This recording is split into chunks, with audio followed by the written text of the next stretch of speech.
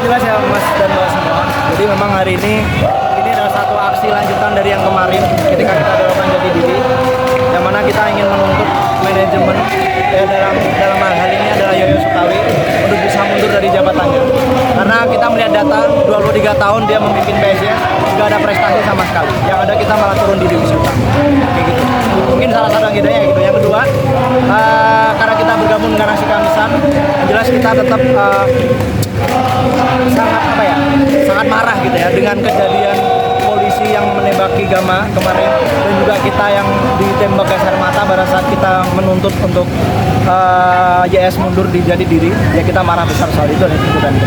Di kemarin itu sebenarnya kami memang berangkat dengan sama seperti sekarang ini, sore ini kami aksi damai. Jadi ada beberapa kegiatan yang kami lakukan, satu itu orasi, kemudian kami melakukan salah satu teatrikal yaitu Kata Yoyo Sukawi yang kami lakukan di depan gerbang.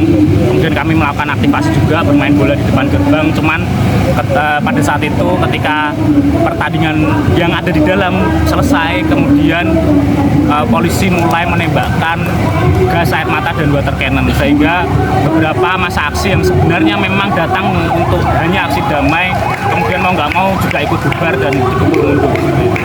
Dari sumber yang kemudian saya dapatkan memang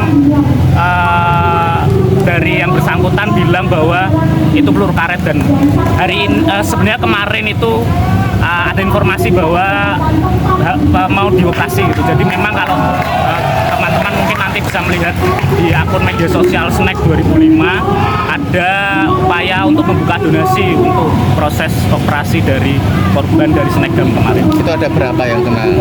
Kalau dari data yang kemudian masuk yang kami kumpulkan sebenarnya ada kurang lebih ada 6 orang yang melapor sebagai korban tindak represivitas dari aparat. Cuman kalau dari pengamatan kami yang ada di lapangan sebenarnya ada lebih dari itu gitu. Ada puluhan bahkan mungkin lebih dari 100 orang yang terkena dampak dari gas air mata kemarin. Cuman memang kami agak kesusahan hari ini untuk mendata karena kami memahami bagaimana kemudian supporter itu setiap harinya memang terkena represivitas dari negara. Jadi mereka cenderung normalisasi itu.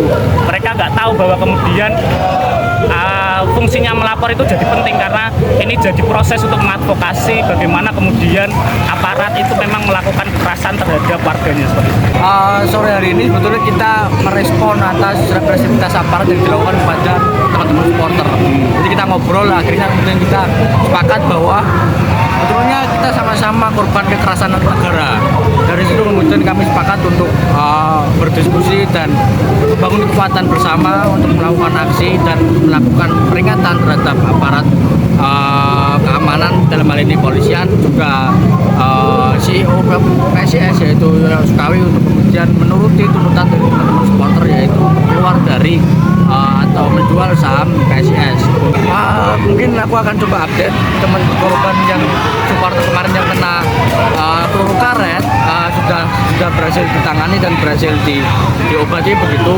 Tapi ada satu kejadian yang menarik, yaitu ketika kawan kita supporter ini kemudian diobati di rumah sakit Romani, pihak kepolisian juga datang, juga hadir di tempat rumah sakit. Tetapi kemudian pihak kepolisian menawarkan untuk membayari biaya pengobatan, tapi dengan syarat mau mengakui bahwa luka itu berasal dari pecahan keramik. Sempat ada intervensi dari kepolisian? Ada intervensi dan ada keinginan dari kepolisian untuk mengarahkan atau merekayasa bahwa luka yang diterima teman-teman supporter dalam hal ini yang berakibat dari peluru karet ingin diarahkan atau dimanipulasi atau dikabulkan untuk memberi keterangan bahwa luka yang dia terima adalah luka yang berasal dari pecahan keramik. Itu yang juga membuat teman-teman marah dan membuat kami semua marah. Artinya apa? Artinya kepolisian sama sekali tidak belajar. Kepolisian tidak mau membenahi diri untuk tidak lagi menggunakan sarana-sarana kekerasan untuk menangani masa aksi. Tapi cara-cara yang digunakan adalah cara-cara replikasi yang dilakukan terus-menerus, yaitu dengan mengaburkan faktanya, dengan memberikan iming-iming bahwa dia akan atau polisi akan membayari biaya pengobatannya. tapi ditolak oleh teman-teman supporter bahwa kami tidak bisa menerima biaya ini dan kami tidak bisa menerima arahan untuk memberi keterangan palsu, bahwa supporter menjelaskan dan mengungkapkan yang sebenarnya bahwa luka yang diterima kawan-kawan supporter adalah luka tembak peluru karet, titik.